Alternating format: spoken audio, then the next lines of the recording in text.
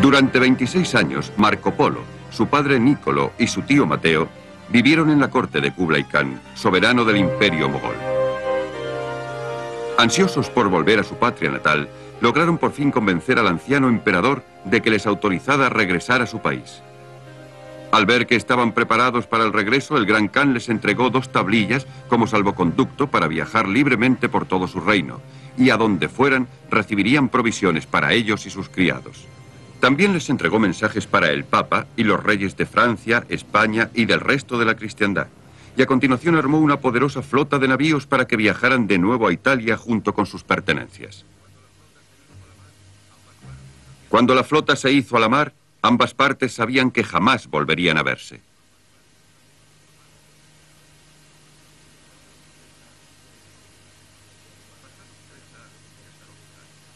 Pasados 3 largos y azarosos años, desembarcaron finalmente en Venecia, asombrando a sus conciudadanos que hacía tiempo les habían dado por muertos. Los diarios de Marco Polo escritos tras su vuelta de Oriente fueron publicados poco después de su muerte con bellas ilustraciones de sus viajes.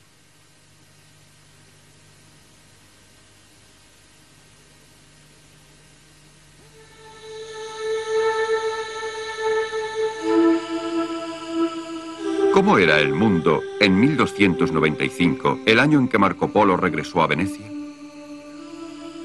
El hecho más sobresaliente era la existencia del Imperio Mogol, un estado que unía a China con Europa por primera y única vez en la historia. Los grandes khanes, soberanos del mayor imperio que jamás se haya conocido, lograron que las rutas que atravesaban sus posesiones fueran seguras de día y de noche. Los artistas occidentales imaginaron las estepas de Asia pobladas de sorprendentes criaturas como este hombre sin cabeza con su rostro en el pecho.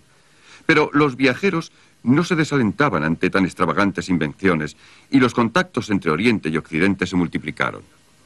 Los mismos khanes sentían gran curiosidad por conocer cómo era el mundo más allá de sus fronteras.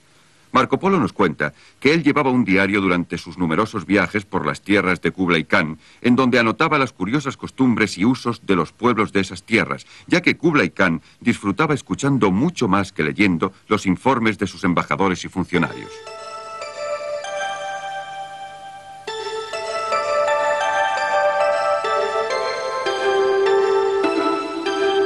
Aunque la ciudad prohibida actual ha sido ampliada y reconstruida desde la época de Kublai Khan, se alza en el lugar de su palacio imperial en Pekín.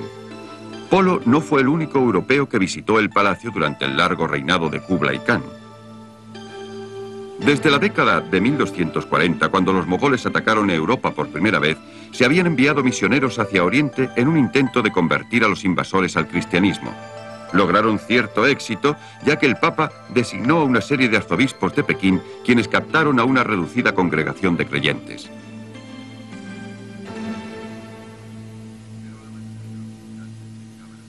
Pero la mayoría de los visitantes que llegaban a Pekín eran mercaderes y sus esposas, que acudían a un lugar tan alejado como China en busca de artículos de lujo como la seda y la porcelana. Muchos de ellos murieron en Oriente y fueron enterrados allí, como Caterine Biloni, cuya lápida en un híbrido de latín y de chino en Yanzhou señala el lugar donde fue enterrada en 1342.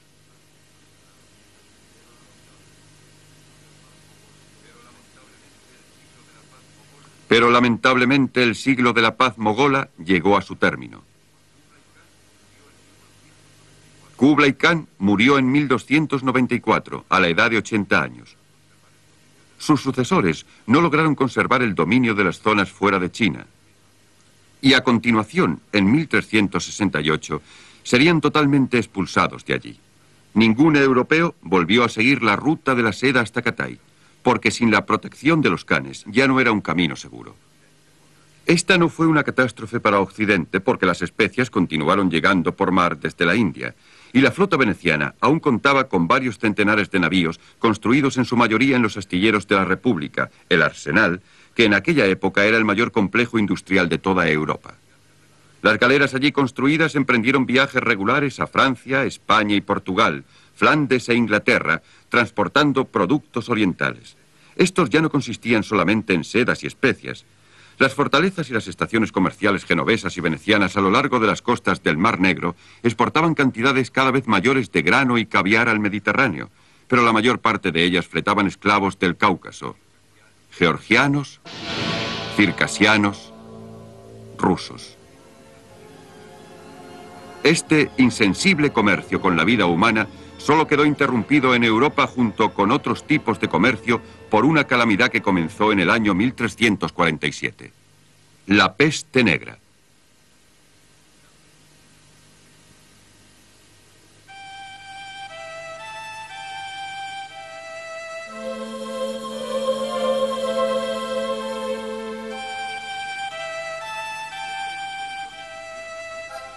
Decenas de millones murieron a causa de la peste negra solamente en Europa.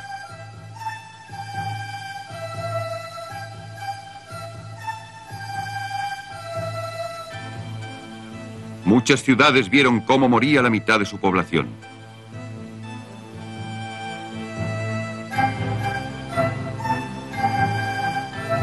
Algunos monasterios perdieron a todos sus monjes, excepto uno o dos.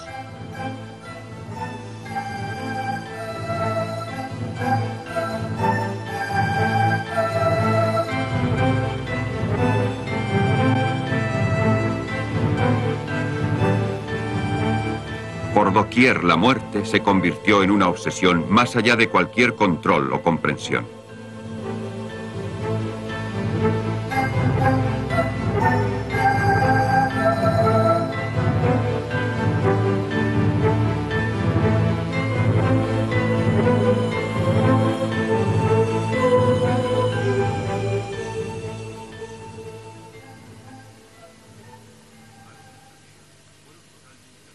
Algunas aldeas fueron totalmente borradas del mapa, convirtiéndose en las aldeas medievales abandonadas de las que hoy en día solo quedan unos campos y lomas con surcos. El cronista Froissart, escribiendo poco después de este acontecimiento, estaba convencido de que había muerto una tercera parte del mundo. Agnoli di Tura, que escribió su crónica en Siena, fue aún más alarmista. Esto es el fin del mundo, dijo. Considerando la escala del desastre, resulta curioso que aún no haya acuerdo respecto a cómo empezó. No cabe duda de que llegó a Europa desde Asia, pero ¿cómo? La teoría más probable es que los primeros conductores fueron un grupo de genoveses que regresaron a Sicilia después del asedio de su fortaleza en Cafa, en la península de Crimea. Contaron que los sitiadores mogoles habían empezado a morir repentinamente a causa de una extraña enfermedad que producía una hinchazón negra que supuraba sangre y que les ocasionaba un dolor insoportable hasta que morían. Desesperados, los mogoles habían lanzado los cadáveres en descomposición de sus propios muertos por encima de las murallas de la ciudad con una catapulta gigantesca. Un reducido grupo de supervivientes genoveses había logrado escapar de Cafa. Durante el camino de regreso a Sicilia, la terrible pestilencia les atacó sin cuartel. Para cuando alcanzaron su destino, la mayoría de ellos había muerto. Tras viajar despiadadamente por toda Asia, la peste negra llegó a Europa. Antes de fin de año había alcanzado tierra firme. En implacables oleadas viajó hasta los rincones más alejados del continente y hasta sus islas más remotas.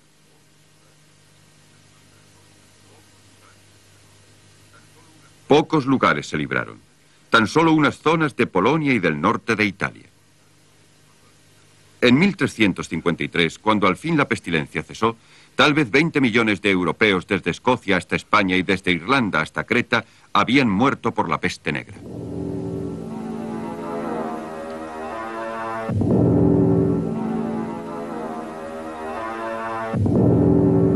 Aún está muy extendida la creencia de que la enfermedad era una peste bubónica y que fue difundida por un mortífero parásito alojado en el estómago de una pulga, atraída tanto por los hombres como por las ratas.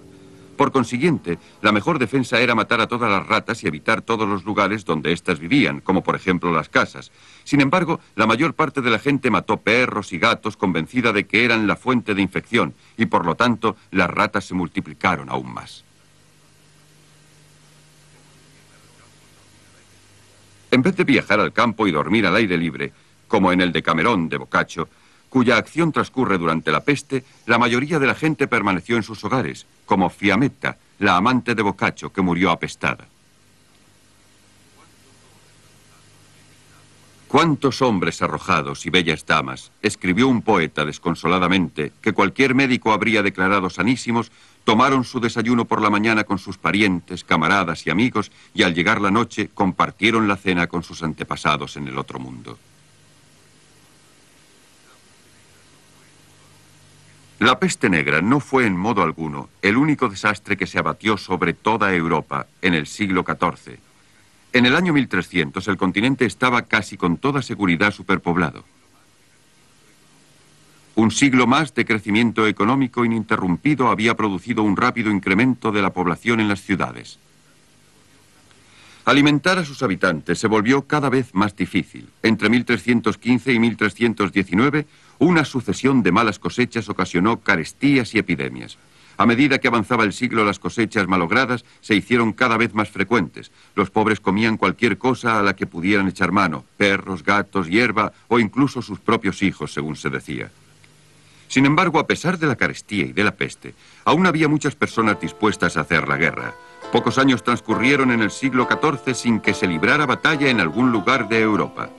La lucha entre Inglaterra y Francia, que había comenzado en 1337, popularmente conocida como la Guerra de los 100 años, de hecho duró hasta 1453. La mayor parte de los episodios más descollantes fueron registrados por historiadores cuyas crónicas, hermosamente ilustradas, fueron copiadas muchas veces, dada la idéntica demanda que al parecer existía de las mismas entre los guerreros de ambas partes. Durante los raros periodos en que Inglaterra estaba en paz con Francia, sus hombres jóvenes participaban en guerras en el extranjero. En Suiza, en la década de 1370, lucharon contra Berna en una serie de acciones furiosas. Los ingleses llevaban capas con capuchas sobre sus armaduras para protegerse del frío, de modo que fueron conocidos en la historia como los Guggler, los encapuchados. En Italia, los mercenarios, principalmente ingleses, al mando de Sir John Howard, realizaron unas hazañas brutales al servicio de muchos príncipes del norte de Italia, que serían narradas posteriormente por Sir Arthur Conan Doyle, en su libro La Compañía Blanca. Mientras Europa occidental sufría la recesión, la peste y unas guerras ruinosas, el sur del continente cayó finalmente bajo el dominio musulmán cuando los turcos otomanos, un pueblo nómada de las estepas de Asia, conquistaron firmemente el último territorio bizantino alrededor de Constantinopla.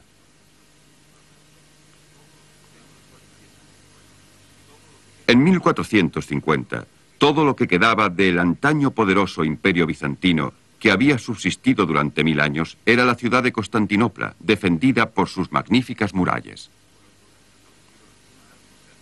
Los turcos establecieron un largo cerco con la esperanza de obligar a la ciudad a rendirse antes de que los defensores recibieran ayuda de Occidente. Por fin, en 1453, un asalto a las murallas de la ciudad se vio coronado por el éxito.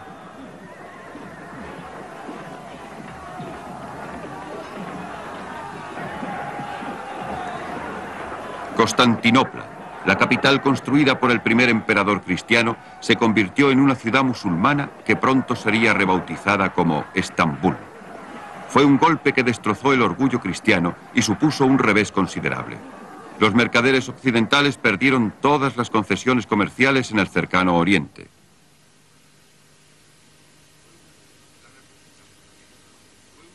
La República Veneciana fue una de las más afectadas, al ser la más expuesta y vulnerable de las potencias europeas en la contienda entre el Islam y la cristiandad. Como comunidad marítima que dependía del comercio de especias y de mercancías exóticas de Oriente para poder sobrevivir, necesitaba que el mundo islámico no la considerara como una avanzadilla oriental de la cristiandad, sino como una industria de servicios neutral.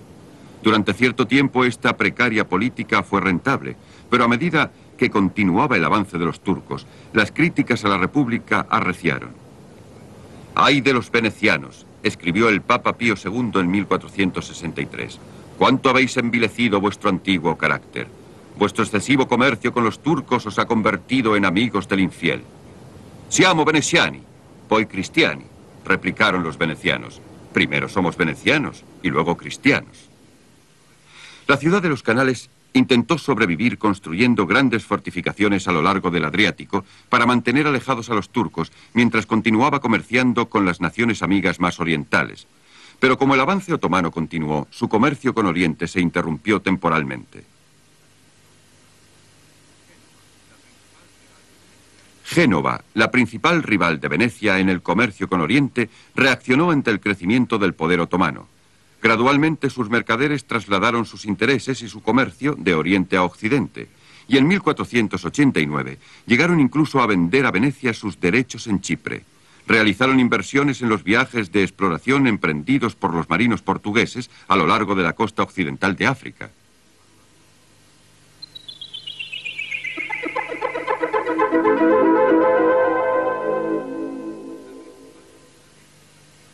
La principal figura de esta expansión fue el príncipe Enrique, jefe de la más importante orden de los cruzados de Portugal.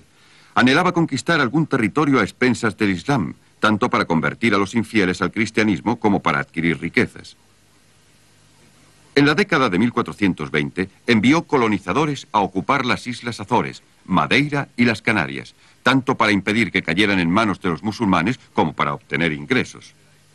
Con ayuda del capital y de la experiencia de los genoveses, al poco tiempo las islas comenzaron a exportar ricos cargamentos de madera, tintes, azúcar y más tarde vino de Madeira.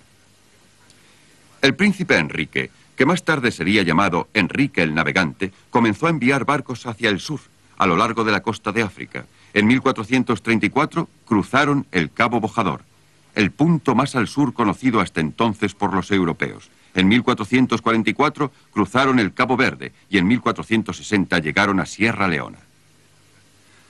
Los capitanes de Enrique el Navegante habían recorrido 3.700 kilómetros a lo largo de la costa de África.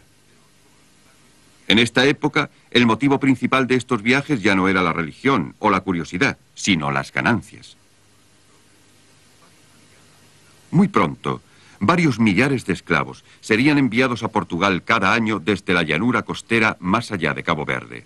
El gobierno portugués comenzó a interesarse más enviando nuevos barcos más al sur todavía. A partir de 1470, una serie de intrépidos exploradores portugueses avanzaron hacia la costa occidental de África, que hasta entonces no figuraba todavía en ningún mapa.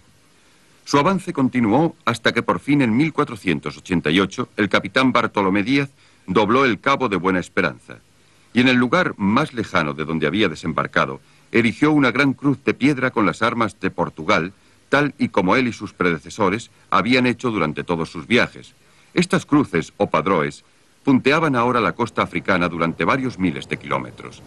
Más allá del río de los esclavos no se encontró nada equiparable al oro y a los negros de Guinea. Los portugueses confiaban en encontrar más allá de la punta de África una ruta marítima hacia la India. Para quienes vivimos en el siglo XX resulta muy difícil imaginar la visión del mundo de los contemporáneos de Díaz.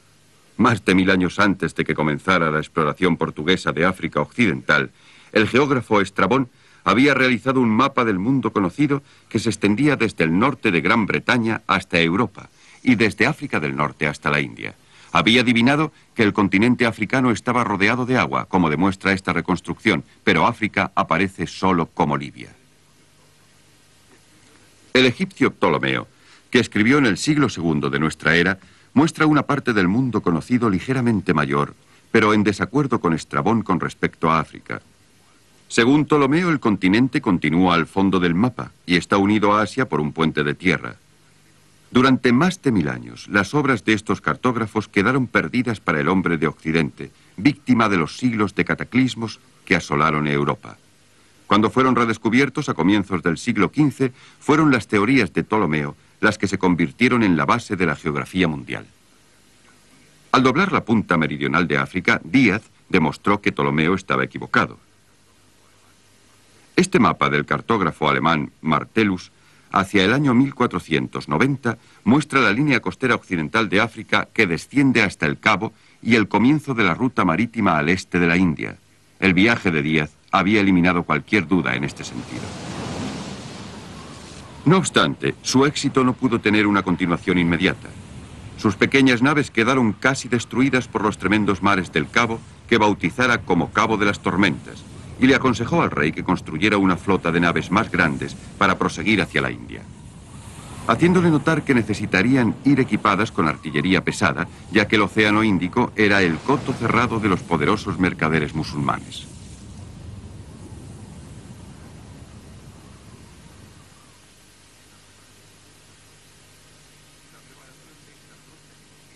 La preparación de esta flota llevó tiempo. Portugal no podía permitirse un fracaso, y hasta 1497 no zarpó de Lisboa una poderosa flota al mando de Vasco de Gama, un noble cortesano. Al cabo de 2 años regresaron con sedas y especias y la convicción de que con más barcos y cañones todo el comercio marítimo con la India podría ser controlado por los portugueses. En 1500, una flota de 14 naves bajo el mando de Pedro Álvares Cabral, que se detuvo solo para reclamar Brasil para su soberano durante el camino, controló todos los buques que navegaban por las aguas de Asia. Pero en esta época había otro europeo que reivindicaba haber descubierto una ruta marítima hacia Asia. Su nombre era Cristóbal Colón, y era uno de los muchos marinos que habían entrado al servicio de Portugal en el siglo XV. Hacia el año 1487, cuando tenía 36 años, Colón llegó al convencimiento de que a unos 6.000 kilómetros al oeste de Lisboa, un navegante descubriría Japón. En esta época, los hombres instruidos habían llegado a la conclusión de que la Tierra no era plana como siempre se había creído, sino redonda. Sin embargo, Colón creía que su circunferencia era de solo 30.000 kilómetros, aproximadamente un 20% menos de las dimensiones reales.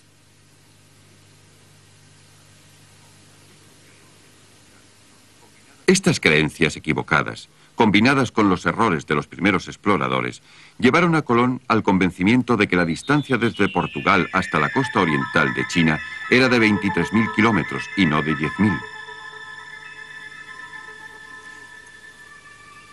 Por consiguiente, de acuerdo con los cálculos de Colón, este viaje le habría hecho recorrer las 3/4 partes del globo.